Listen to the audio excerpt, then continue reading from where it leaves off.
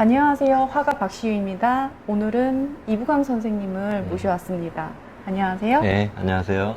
네, 제가 작가님을 처음 뵌 게 대학원 학부 전시 때였죠. 저 몇 년 됐죠? 네, 그게 한 4, 5년 됐나요? 네 4, 5년 된 것 같아요. 아, 네. 네. 처음부터 이렇게 나무 오브제를 사용한 작업을 하셨나요? 처음부터 한 건 아니고요. 처음에는 일반 페인팅을 좀 하다가 지금 같은 작업을 한 거는 한 8, 9년 정도 된 것 같아요. 8, 9년. 네. 그러니까 지금 하는 방식이 처음에는 이제 제가 판넬을 직접 짜서 거기다 스케치를 하고 이제 나무를 붙이는 작업도 있는데 스케치 과정이 좀 오래 걸리다 보니까 약간 이제 뭐 프린팅 돼 있는 걸 가지고 사용하기도 하는데 거의 이제 스케치하고 그 위에다가 이제 오래된 나무를 붙이는 작업을 하는 거예요. 가시도 손가락이 많이 찔릴 것 같아요. 많이 찔렸죠. 네, 그러니까 지금은 다 스킬이 좋으셔가지고 이제는 안 찔리고 그냥 막 작업을 처음엔 이제 그 오래된 나무다 보니까 이제 처음 그 매체를 다뤄보는 게 쉽진 않았고 그래서 작품 제작 기간도 좀 많이 걸렸었거든요. 같은 크기의 작품을 제작을 맞아요. 하더라도 많이 걸렸는데 네. 하다 보니까 이제 요령도 생기고 그 다음에 이제 작가한테 중요한 생산성의 문제도 있잖아요. 그쵸. 그래서 많이 네. 또 제작을 해야 되는 것도 있기 때문에 네네. 그거는 많이 하면서 저절로 생기는 것 같아요. 그래서 처음보단 많이 단축도 됐고 조금 그 다루는 것도 이제 좀 수월해졌고 그렇죠. 화가님 작품의 주제가 그 집 아니면 배로 이렇게 풍경 작업을 하시는데, 예, 이렇게 풍경을 주제로 해서 예, 소재로 삼는 이유가 있을까요? 처음에는 제가 이게 작업의 컨셉을 좀 잡은 게 그 주위에서 일단 매체를 좀 구했고요. 그 매체를 구하기 전에 제가 이제 수원에서 작업을 하니까 수원 지역에 재개발이 되거나 뭐 그런 도시 요새 재생 사업 같은 거 하잖아요. 그러면 그 재생되기 전에 풍경을 찍어 놓고 어느 날 가면은 거기에 그 낡은 나무를 채집을 해서 네. 그 장소를 다시 재현하는 거예요. 음. 그래서 기록의 의미도 있고 사라져가는 풍경을 재현한다고 보시면 되거든요. 아, 네. 그래서 그게 이제 그 장소성도 네. 이제 확장을 좀 해서 수원뿐만 아니고 서울이라든가 아니면 저쪽 서해안 쪽에 형도라든가 그런 데가 그런 지역이 많아요. 그래서 거길 주로 이제 소재로 하고 그곳에서 채집된 오래된 나무를 가지고 그 오브제를 가지고 이제 작업을 하는 거죠. 아, 네. 그럼 실제로 있었던 건물들을 사진을 찍어와서 이렇게 재현하는 작품이네요. 그 재현하거나 기록하는 건데요. 네네.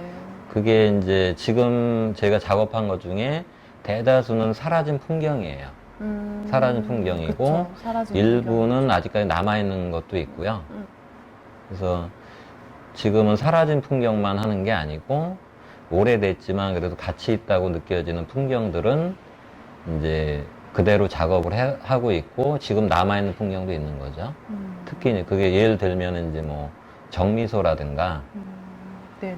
뭐 지금 수원 같은 경우에는 벽돌 공장이 있는데 그것도 지금은 남아있긴 한데 시에서도 보존을 할 건지 그대로 이제 뭐 그것을 없앨 건지 지금 논의 중에 있는 그런 장소도 있어요. 그런 이슈화된 장소도 표현을 하고 정미소 같은 경우는 옛날엔 각 마을에 하나 정도씩 있을 법한 그런 생산을 위한 공장이라고 해야 되나 그거잖아요. 근데 그게 지금은 거의 방치돼 있거나 일부만 카페나 그런 거로 활용되고 있는데 대다수가 방치돼 있거나 없어졌거든요. 그런 장소를 재현하고 있습니다. 네. 앞으로도 이런 주제를 가지고 계속 작업할 계획이세요? 당분간은 뭐 지금 컨셉으로 작업을 좀 할 거고요. 작가라는 게 이제 기존의 작업도 있지만은 확장성도 되게 중요하다고 생각을 해요. 그래서 거기에서 파생되는 뭐 주제도 좀 바뀔 수도 있고 파생되는 걸 조금 더 이제 하면서 작업을 하다 보니까 여러 가지 아이디어도 나오긴 하는데 그걸 기존 작품을 어느 정도 많이 만든 다음에 그걸 전환을 해야지 아이디어가 생겼다고 바로바로 전환하다 보면은 그쵸. 깊이 있는 작품이 나오진 않거든요. 네, 그래서 맞아요. 네. 일단은 누정량도 중요하고 작업량도 많이 중요하다고 생각을 해요.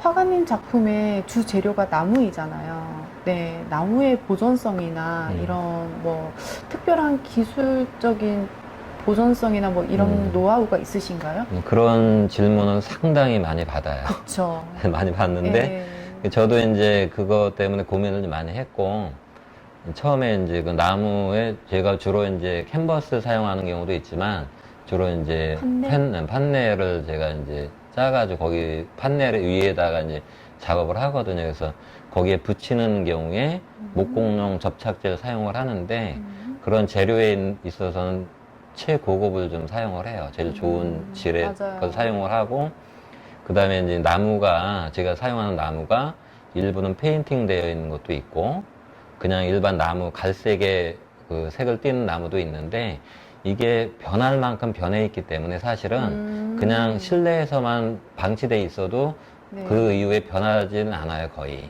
그렇죠. 근데 이제 네. 실내에서 하지만 나중에 보존을 위해서 이제 그 표면 처리는 하거든요. 아, 표면 처리. 표면 처리를 하는데 이제 일반 유화나 아크릴에서 사용하는 뭐 바니시 종류를 하는 게 아니고 목재용으로 쓰이는 또 표면 처리제가 있어요. 그래서 아, 그쵸.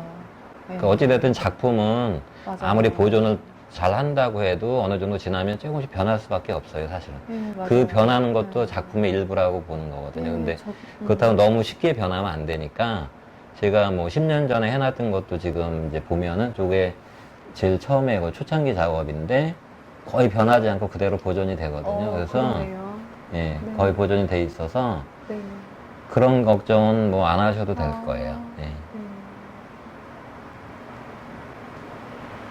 이렇게 색을 보니까 그림이 나무로 붙인 건데도 색감이나 이런 게 정말 자연스러워요. 근데 그린 것처럼. 저도 많이 좀 놀랐는데 처음에는 색상이 되게 단조로울 거로 생각을 했어요. 갈색 톤밖에 없을 거고. 그쵸? 제가 이제 하는 네. 게 어떻게 보면 구상이잖아요. 그래서 형상을 나타내고 기록을 하는 거다 보니까 그 명도를 찾아가지고 조합을 하는 건데 거기에 일부 이제 색이 입혀진 걸 찾다 보니까 찾긴 쉽지 않아요.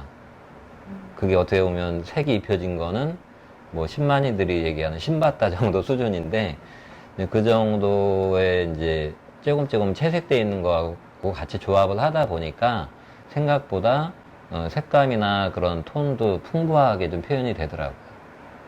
그래서 그럼 나무를 붙이고서 나중에 페인팅을 일부러 하지는 않고 부분만 이렇게 들어가시는 거예요? 현재까지는 그 채집된 그대로만 사용하는 거예요. 아, 정말요? 네, 그대로 사용하고 지금 우와. 색감이 있는 거는 저희가 따로 이제 페인팅한 게 아니고 네. 채집된 그대로를 가지고 거기서 찾아낸 걸 조합을 해서 표현을 하는 거죠, 붙여서.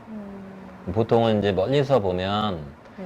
일반 페인팅인지 알고 이제 많이 보시는데 그쵸. 가까이서 보면은 네. 나무를 붙인 거잖아요. 나무를 네. 붙인 거고 그게 이제 나무라는 게 얇은 나무도 있지만 약간 두께가 있는 것도 있어서 가까이 보거나 옆면에서 보면 저부조의 형태를 좀 띠는 거예요. 그래서 일반 평면 회화하고는 약간 차이가 있다고 보시면 돼요. 그래서 네, 일반 평면적인 작품들과는 깊이감이나 이런 게 되게 좋은 것 같아요. 네.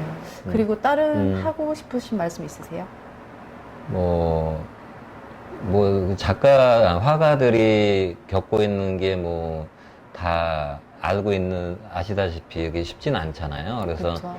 그 전업화가 보통 하는 게 쉽지 않죠. 전업이라는 것도 저는 되게 부정적인 얘기로 생각을 하거든요. 왜냐하면 전업이라는 게 단지 그 전에 직업이 있었는데 그걸 회피해서 딴 직업으로 갔다는 느낌이 일부 좀 드는 것 같아서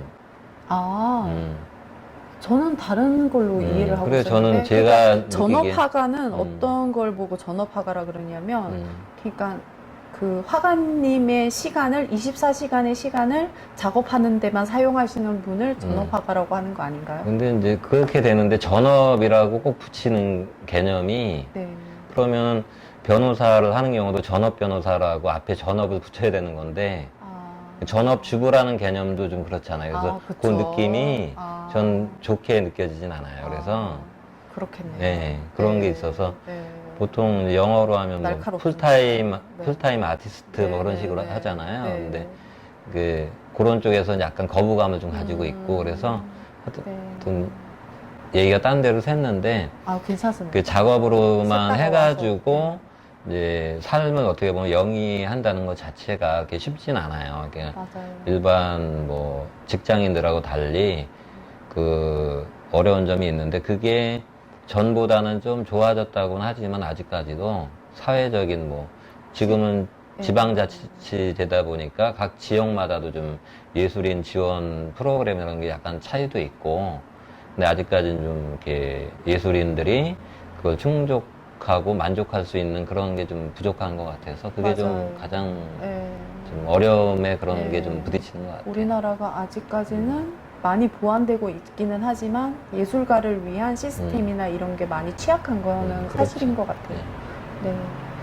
그런 쪽으로 좀 앞으로 많이 개선이 되는 게 저의 바람입니다. 네, 저도 바라고 있습니다. 저는 작업을 하는 게 저의 작업을 이제 뭐 소장하는 분들도 그렇지만 제 작업에 조금이라도 뭐 감동까지는 아니더라도 공감할 수 있는 작업을 하는 게 제 목표고요. 많은 사람들한테 제 작업이 갔으면 좋겠습니다. 하여튼 열심히 하겠습니다. 네. 모든 화가님들의 꿈이죠. 그렇죠. 네. 오늘 인터뷰 감사합니다. 네, 감사합니다. 네.